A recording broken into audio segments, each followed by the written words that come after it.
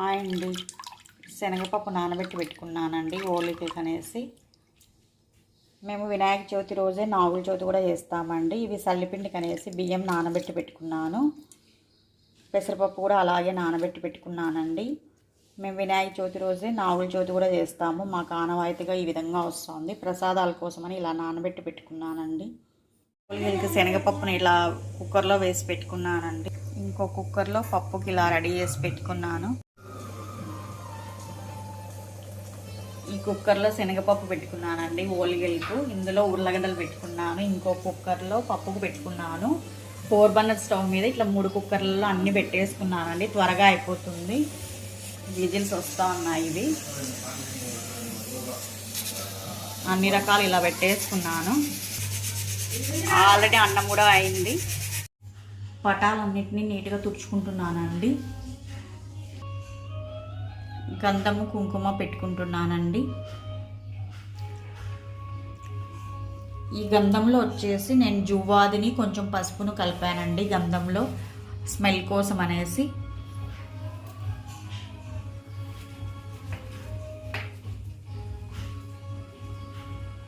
ఇలా అన్ని పటాలను శుభ్రం చేసుకొని గంధము కుంకుమ పెట్టుకుంటాను. పటాలన్నీ తుడుచుకొని గంధం కుంకుమతో అలంకరించుకొని ఇలా శివుడు పార్వతికి శంకు పూలు తెల్ల పూలతో ఇలా మాల కట్టుకొని వేసుకున్నానండి. లక్ష్మీదేవికి ఇలా గన్నేరు పూలతో మాల వేసుకున్నాను. వెంకటేశ్వర స్వామికి తులసి మాల వేసుకున్నాను.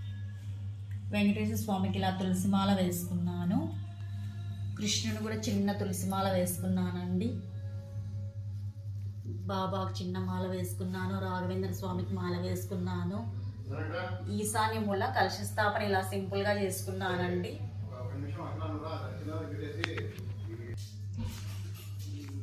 కామాక్షి అమ్మవారిని పెట్టుకొని ఇట్లా కలశ స్థాపన తర్వాత కామాక్షి దీపాన్ని వెలిగించుకొని కలశం పెట్టాను కదండి. అందుకు కొంచెం నైవేద్యాన్ని ఇలా పెట్టుకున్నాను.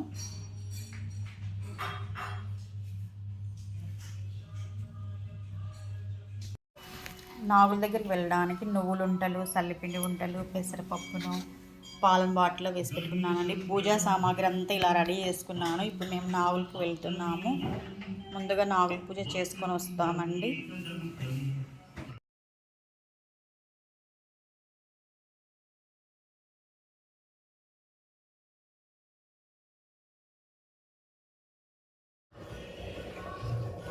పప్పు ఉడికిందండి, ఎనిపేస్తున్నాను.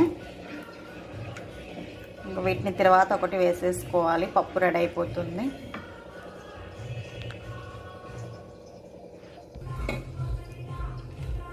చిత్తరానానికి రైస్ తీసి పెట్టుకున్నాము. ఉర్లగడ్డలన్నీ ఒలిచి పెట్టేసేసుకొని శనగబాయలు ఉడికిన తర్వాత కట్టు వస్తుంది కదండి. ఈ కట్టుతో మేము రసం చేసుకుంటాము. వీటన్నిటిని ఇంకా తిరువాతలు పెట్టేసేసుకుంటే వంటలు రెడీ అవుతాయి. ఓలిగను ప్రిపేర్ చేస్తున్నానండి. పూర్ణాన్ని ఇట్లా గోధుమ పిండిలో పెట్టేసేసుకొని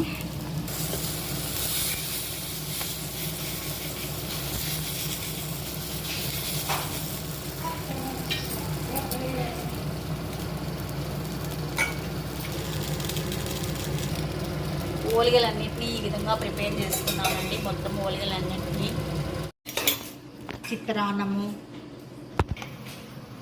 ఉర్లగడ్డ తాలింపు,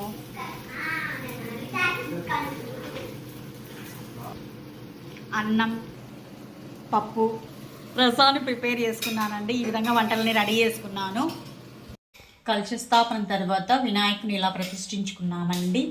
కింద బియ్యాన్ని వేసి బియ్యం మీద పత్తిని వేసి 21 ఆకులు ఇలా వేసుకున్నాను.